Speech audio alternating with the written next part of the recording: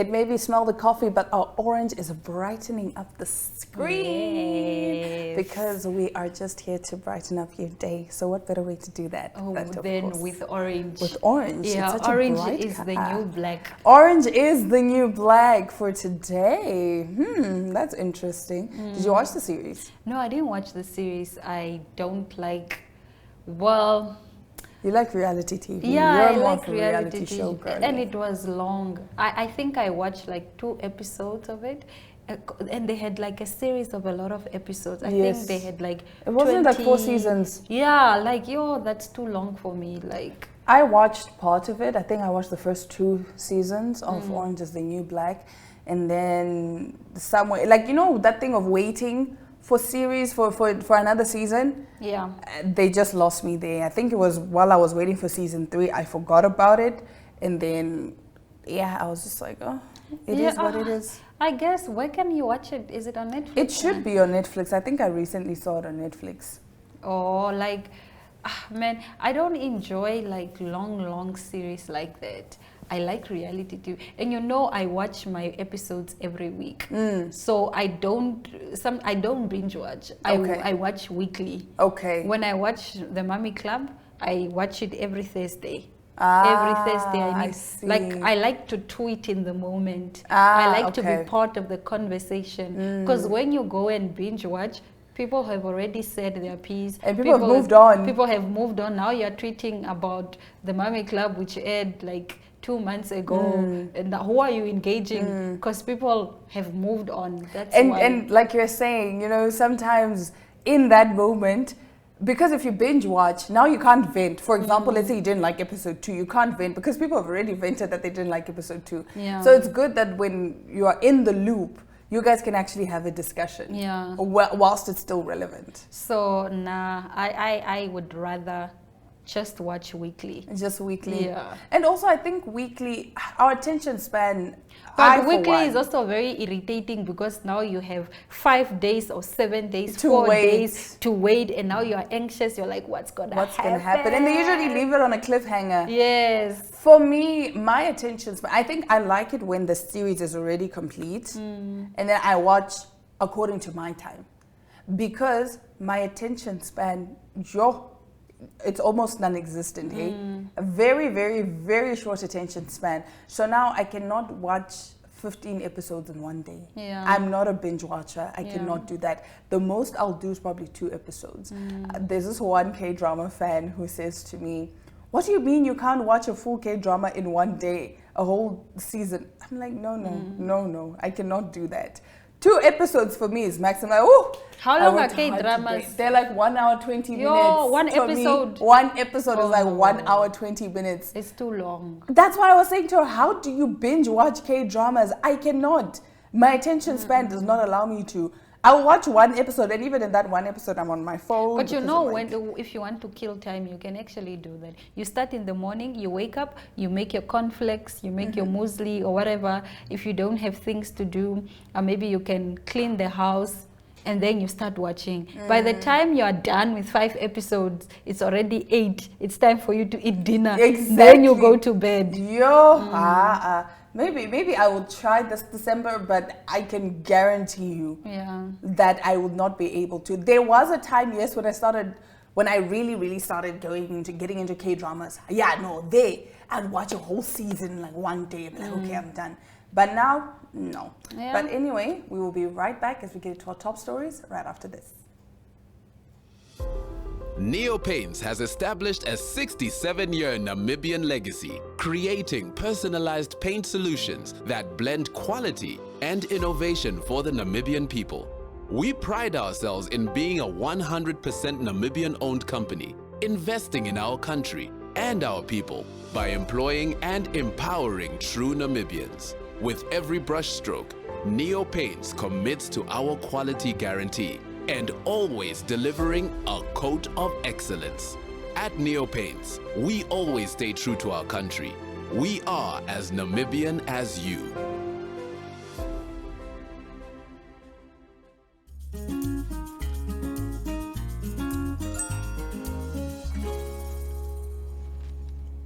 It's not Smell the Coffee if we don't bring you bizarre news. Health concerns have been raised for an adult film star who is recruiting 1,000 guys to take part in her world record attempt at sleeping with the most men in 24 hours. British adult entertainer Lily Phillips recently began taking applications for the record-breaking event of the year, which is currently set to take place in January. The current record holder is Lisa Sparks, an adult film star who bedded 919 men in one day at a sex industry event in Poland back in 2004. At the time, Sparks reportedly said she had a blast but was in pain for a week afterwards. Phillips, 23, however, has declared she's been in training for several months in order to be physically up to the challenge. So what physiological impact would sexual intercourse that lasts a total of 24 hours have on the body? Well, Sydney medical practitioner Dr. Zach Turner, who specializes in preventative health and wellness, warned that when pushed to the extremes, such activity could have a negative effect on the body. Sex at its core is a physically demanding activity that engages various muscles, the cardiovascular system, and the release of endorphins, he told news.com.au. Done in moderation, it's akin to a rewarding workout, promoting stress relief, cardiovascular health, and promotional bonding. However, when pushed to extremes like a 24-hour sexual marathon, the physical and psychological toll and physiological toll can be severe. Common issues that can arise from repetitive sexual activity can include bruising, tearing, and general soreness. That's what possession is this? Oh. What has possessed this young woman? Why this world record? There are so Really, many other world records. So many important world records, but you choose this one. To sleep with 1,000 men.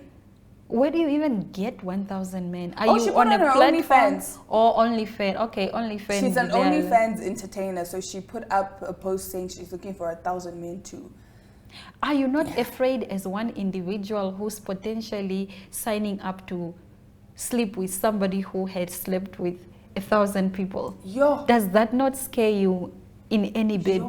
Exactly. You know, because sometimes these like partners of adult entertainers, yes, they say that no, they look past that, but a lot of the times it takes its toll because you know that your wife or your husband is going to sleep with someone else and then they're going to come back and sleep with you. Apparently to them it's just like another job. No, that could never be me. I said the other day that I wouldn't even date an actor, let alone an adult film star. Miss me with that, but good luck, Lily. We're gonna see if you were going to break the record. Yeah, your body's gonna go through a lot, girl, but strength to you. On that note, we'll be right back with our guest segment.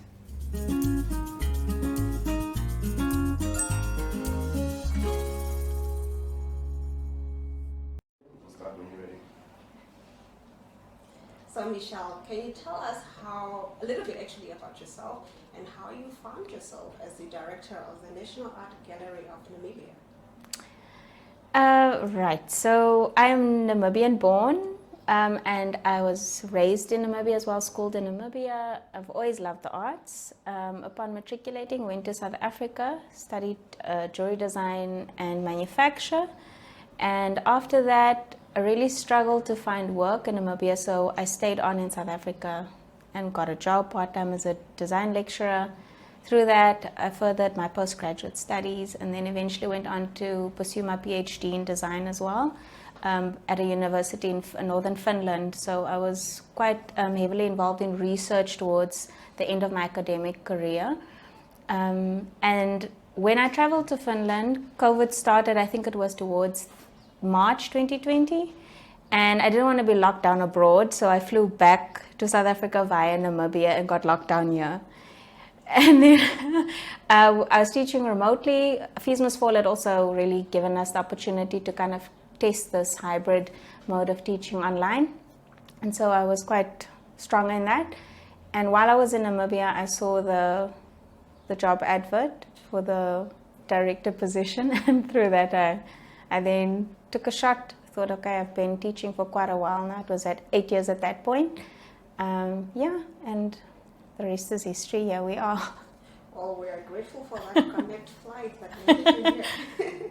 How many artists have exhibited here over the years since the doors of the National Art Gallery opened?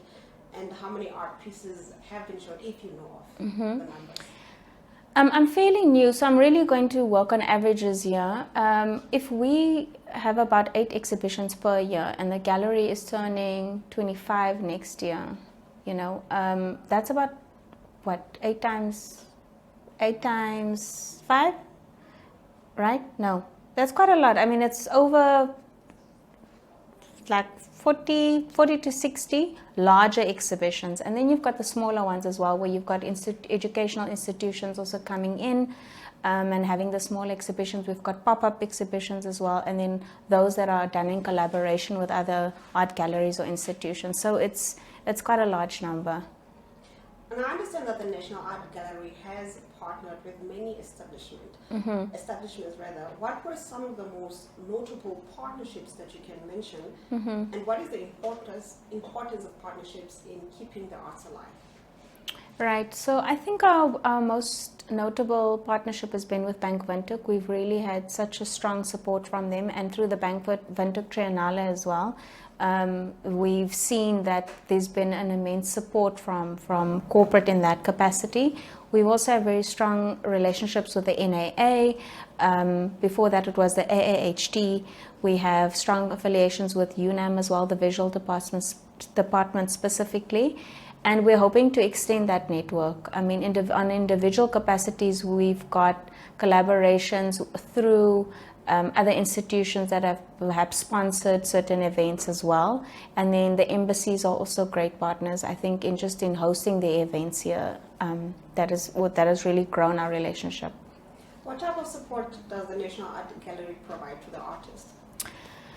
So we provide a range of services. We currently provide the opportunity to exhibit at the National Art Gallery. However, we do have criteria that need to be met as well. Then we offer the support for, I suppose, creating of arts, whether it be through materials or facilitating partnerships with other organizations or sponsors that can assist the artist in achieving what it is that they want to achieve. Sometimes we are approached to nominate an artist for a particular workshop, or for instance a retreat. Then we support the artist in that way. And then we also have budding artists that we support, where we actually get them involved in workshops that are run through the gallery. And we also facilitate exposure, I'd say, by having workshops, like for instance in the Heritage Week, we approach artists to run workshops, and that it gives them some sort of exposure to exposing their style of work and what they do to the participants in that workshop. Yeah. Awesome. Yeah. From the initial mandate to preserve and encourage art in Namibia, what has been added to some of the National Art Gallery's mission? We've definitely been striving towards excellence, and I think that is because we want to be the leading institution. I know we're a national one, but we want to be a leading institution in terms of preserving and providing a space where artists and both the artworks are able to be celebrated.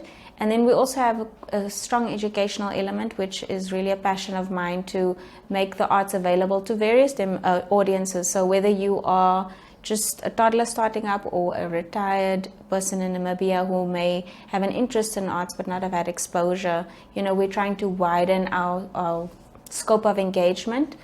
And that is, I think, formed quite a strong part of our mandate. The National Art Gallery of Namibia is located in Windhoek. Are there other places where art from different parts of the country are exhibited? Yes, I think definitely there are. They don't necessarily come across in the format that you find in the gallery. We had a recent media day, and we had a discussion around how intimidating the natural environment of the gallery is, with its white walls and its clean floors. But you can find art across Namibia in the different regions. Some are sold in craft markets as well, and we perceive those to be art as well. It doesn't necessarily need to be in the formal structure of a gallery in order for it to be called art. You'll often see that there are some coffee shops as well that also create a collaborative space for artists to showcase their art. So yeah, I think the definition of what a gallery is expanded. Great. That brings me to my next question. What does the future hold for the National Art Gallery of Namibia? That's a good question. I think a lot of growth. We've gone through an exponential amount of change. I think we've been spinning from all of the change. In terms of trying to meet this mandate of being excellent, we would like to revive the efforts and the activity seen at the JMAC Center that's been dormant for almost, I think, 3 to 5 years now. We'd like to strengthen our partnerships. We'd like to improve our service delivery to all our stakeholders, which includes the artists, but a wider scope of stakeholders. So to corporate, how can we service the corporate sector with the arts, educate Namibians about the value of arts, because our mandate is to also boost the understanding that arts form a crucial part of Namibian identity. And that has, I think, somehow fallen by the wayside a little bit. We've forefronted other occupations or areas in the economy, but the arts can contribute exponentially if we have Namibians that are capable, if we have Namibians that are supported, if we have Namibians that are committed to excellence, then we can actually make the arts sector and its contribution visible. So that's part of our future. Speaking of change, how has the National Art Gallery embraced technology and incorporated it in its daily operations? Right, so I think our very practical expression of that has been to create digital records of all the paperwork that we have in the gallery. We are also trying to digitize our art collection. That is a challenge in itself because of the fact that all of the artworks need accession numbers. We need to be able to create catalogs for them as well so that people are able to browse them digitally. But we're moving towards that by slowly capacitating our staff as well and trying to support them in terms of what their challenges are. The assumption is that everyone is tech savvy, but really in assuming that we kind of shoot ourselves in the foot. So to kind of lock arms with everyone and all the art administrators as well. You know, the gallery is not only here for the artists, the gallery is also here for the art administrators, and that includes the people delivering the services internally. And technology is something that can assist them to deliver what they are set here to do. All right. Yeah. AI seems to be waging a war on the arts. Mm-hmm. Do you agree with this statement, and what can be done to protect the artist in this regard? Sure, a war. I think, you know, the outcome of a war is that there's a loser and a winner. But I think there's space for both. My personal opinion is there's space for both. I've seen some amazing artworks generated with AI that have been then imbued with painting and by using acrylic paint or something, you know, over a print that then becomes a mixed media artwork. So I don't think it has to be either or. And as soon as we start investing our energy towards fighting something else, then all of that energy that should be diverted towards creativity gets strained. And what suffers is then really the, what would you call it? The original or the authentic artwork. And even words like that are loaded because it starts to create this hierarchy of worthiness. So if someone has got a creative streak in them but expresses it digitally through AI, then are they lesser of an artist than somebody who paints?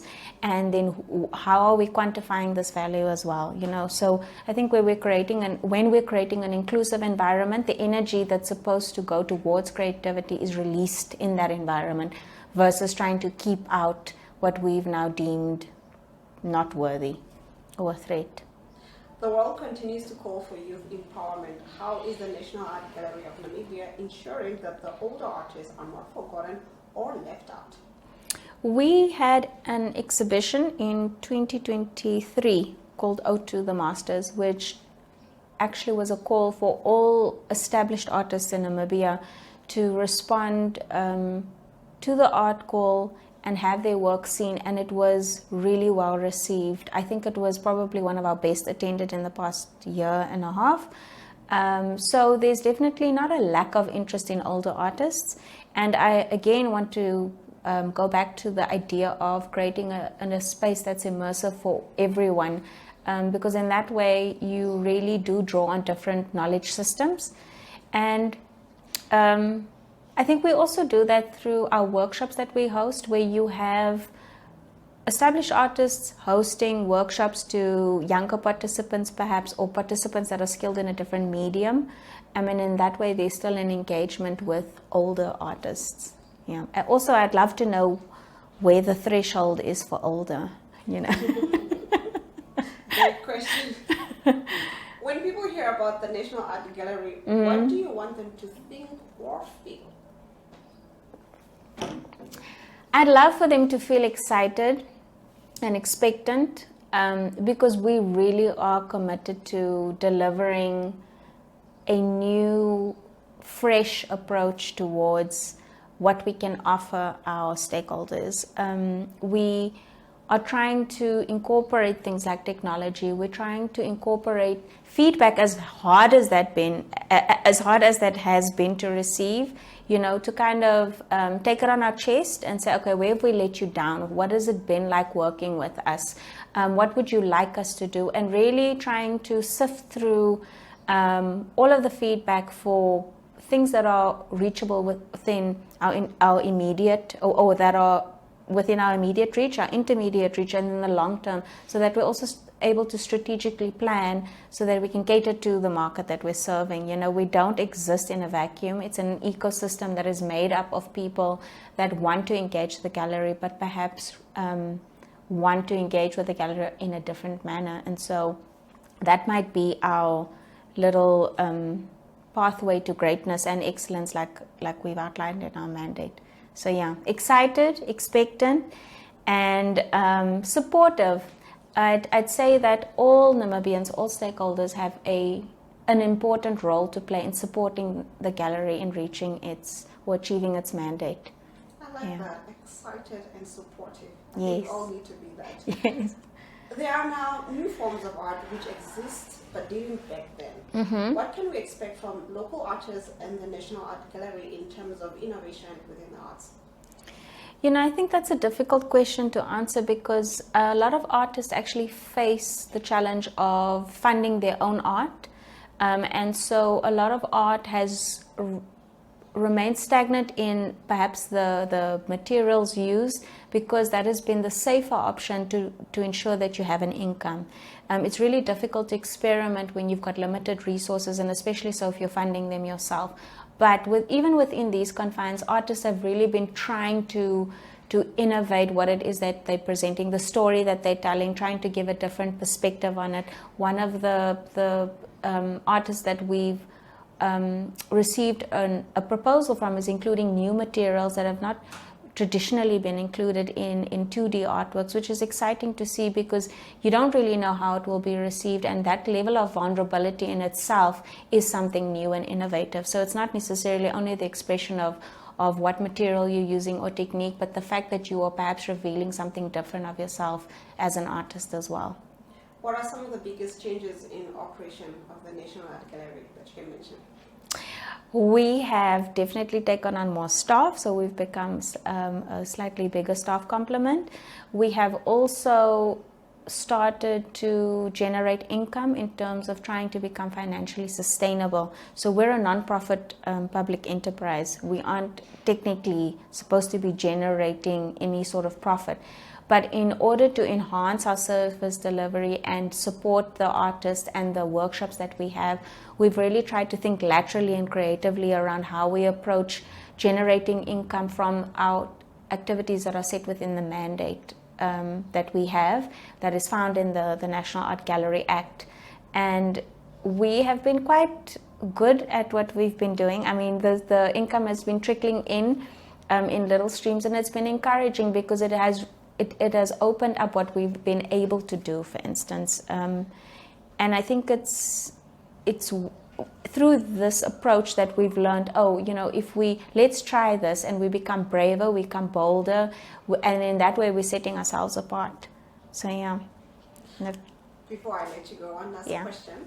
What would you say the National Art Gallery does for Namibian artists, considering that there's not a lot of places where we can consume Namibian art? What would you say it does for the Namibian artist? I think a large part of the role that we play for artists is to validate their experience as an artist, to to give them a safe space in order to grow, to be vulnerable in as well, to understand the challenges that they face. I think the National Art Gallery is, as a persona, a hand that can be held so that we can walk the journey of how do you develop your artistic practice, how do you grow in your artistic practice, how do you fulfill your Namibian destiny as an artist. That's what the National Art Gallery actually does for an artist. Thank you so much.